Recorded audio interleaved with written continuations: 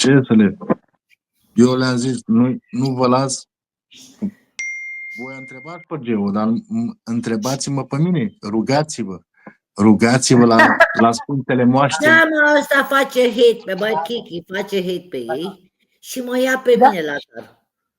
Pe mine. Nu contează, ei te iau pe tine și noi îi luăm pe ei. E bine. Da, exact. Doamne ferește. Exact. E bine, e bine. Păi dacă ești prietenă cu noi, nu trebuie să te ia și pe tine.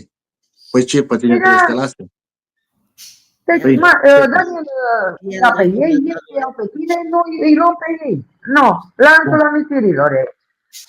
Lasă așa la mâna lui. Lanțul iubirii, mă, mai bine zis. Da, aici e din dragoste, da. Găinaru s-a îndrăgostit de mine. Vorbim foarte serios. Ai urât să mergi omul ăla, mă, Georgiana, omul ăla e urât rău. De la e vorba, Kiki. Ai urât să mie de el, urât să mie de el, urât cu totul.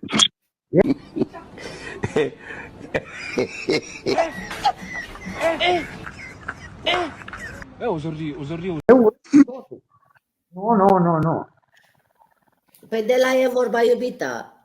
Bineînțeles că și scroafele le-a făcut mazalul și...